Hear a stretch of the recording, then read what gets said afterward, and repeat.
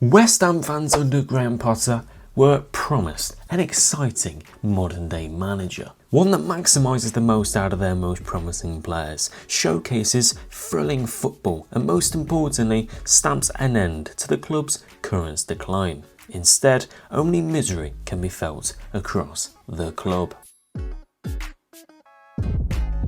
Now, over the past few weeks, I've put myself through the agony and misery of watching West Ham, and I can tell you, they have been dreadful. So dreadful that Potter continues to break records, just not the kind you'd ideally like to set. There's so much to discuss negatively about West Ham at the moment. You can put it simply down to weak mentality that glides strongly within the group, as well as the tactical flaws, but all of this is reflected statistically too. West Ham have conceded the most goals in the league, with only Wolves and Leeds even slightly close to them, and rank extremely low for all of these numbers.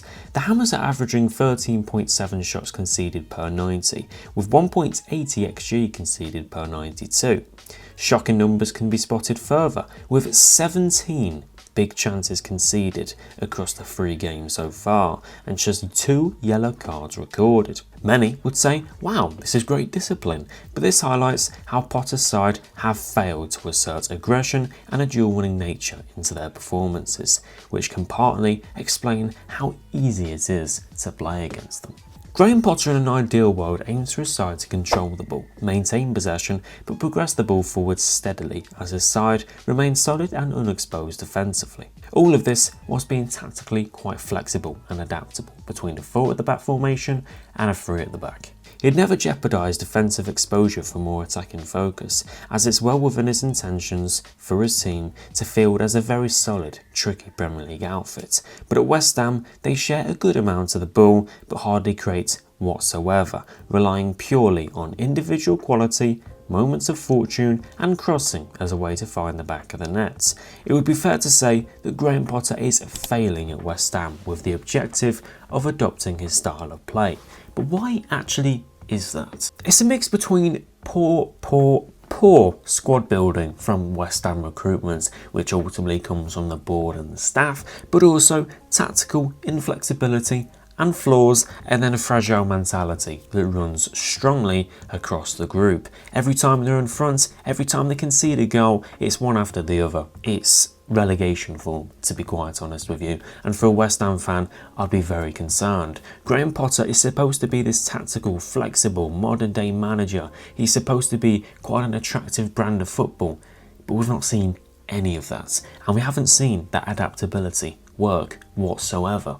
There's no evidence of this at West Ham United. The key word to describe West Ham would be weak. Weak within physically, weak within mentality, and just weak all round, especially when you look at this team. When we have a look at what West Ham tried to do off the ball, to me it is very, very unclear. It's a mix between a high press but also one that sits off. And when you have a look at the shape here, you have a 5-2-3. Now, the idea of this is that the wing-backs are going to push up and be quite aggressive, and it's important that the centre-backs jump onto those midfielders just here, and that is very important. And whilst doing this, when you play at 2 in midfield, that's a bit of a risk because the 2 can get very easily overrun here if the centre-backs aren't doing their job, and the 2 need to be very energetic. They need to have good stamina about them and get about the pitch very well. These 2 don't. None of West Ham's midfield do whatsoever. They haven't got the legs, so ultimately Graham Potter is asking something of his team that they can't do. He's been here for how long? You know, he should have noticed this by now. But within the press, it's quite unclear. It's not super high aggressive. When the press is triggered, it's quite unclear what to see. Sometimes it falls into a bit of a 4-4-2. When Walker Peters jumps up, it means that essentially Todibo moves over to right back. But again, this is quite unclear. And the problem I see with West Ham, when they actually press down a man, it's almost like they're pressing them with intent, well, without intensity actually, but they press them, but they're too naive to make the tackle. There's no aggression about it. It's quite unclear. It's quite difficult to see what West Ham are all about because there's nothing there. It's just very, very poor all round. physically so naive and physically so weak. Potter simply does not have the players to be approaching teams within this way. And when we have a look at West Ham within the middle third, when they're much deeper, it's a bit of a 5-3-2. So cool, Potter has recognised that, okay, this midfield is going to get overrun. So we're going to drop Soucek into the midfield as Bowen and Paquetá are there. But the problem with this is that when the ball moves over here, it's likely that Soucek is going to jump out, look to press the ball. And ultimately with this, it creates a lot of space within these areas that I've highlighted. It's very easy for a three at the back shape on the ball to simply progress the ball down these sides to move, especially when you have the wing back pinning back the wingers pinning back the wing back. It's very clear that there's just so much space here and you can create easy overloads. And to be honest with you, Soucek, Paquetá, they don't really track back that much, so it's very easy to create overloads in wide areas and it's very easy to overrun that midfield. It's the same problem with Manchester United. They play a 5-2-3 as well, and the problem with their midfield is that physically and with the energy it can get easily pulled apart. If you pull Ward-Prowse slightly out, bang, you can get through because the centre backs are horrible at timing their jumps. Todibo is not aggressive enough, he's not fit enough. That was a huge problem last season. He's not sharp enough. He isn't very good at it as well. Juve is new, so there's a lot more to him than some of the other players, but again, he isn't quite good at that either. The midfield is simply slow, so again, you're asking something that the players can't do. Tactically, if you're so flexible, you should be identifying this. It's almost as if Potter has asked his team to sit deep and just left it from there. The players lack real organisation. There is a lack of leadership within this team with only Bowen. You want your captain to be a midfielder, somebody in the middle of the park or a centre-back to really organise the team, take an understanding of what the players need to do. But I don't think the players really have a clear role. They don't really know what they're doing, and it's quite clear because they're losing every single game. That lack of intensity within the press does come from the players they have. Of course, they lack speed, they lack aggression, they lack a lot of athleticism. There is no speed or athleticism about this team, but it also does come from the manager. The manager needs to demand this of these players, and something else that comes from the manager is the fragile mentality, the weak mentality within the team.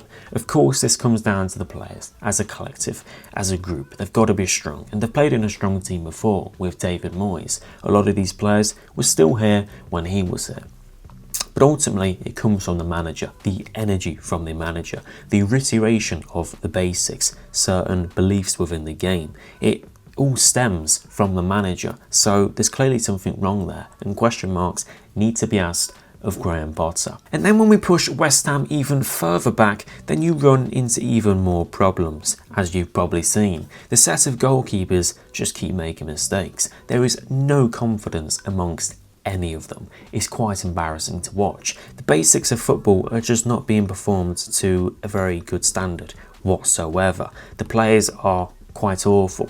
All these centre-backs, they cost about 30 to 40 million, yet none of them can win any aerial duels. None of them can defend the box very well. They can't do the basics right because they aren't organised. And there's little problems between the left centre-back and the left wing-back. Sometimes they are indeed getting their distances wrong, which creates a lot of space for the underlapping run within this area. It's quite frustrating to watch, it's quite hard to watch, and West Ham defensively, despite being 5 at the back, are just so easy to play against. The idea of playing 5 at the back is that you are more difficult, you are tricky to break down. West Ham are open as they've ever been. It's really horrible to watch. The anticipation, the basic box defending is just pretty awful. And if you want to push West Ham even further back for when the players are actually bothered to go back, because their lack of intensity is quite clear. A lot of the time they are just jogging back into position, and that was a problem last season.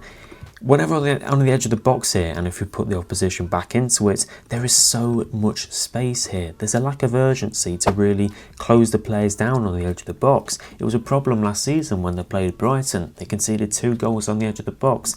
Nobody closed anybody down. So there is so much wrong with this team, and it's not just defensively, but it's also attacking as well. There's literally nothing to talk about in that department because it's so reliant on moments of fortune and individual quality.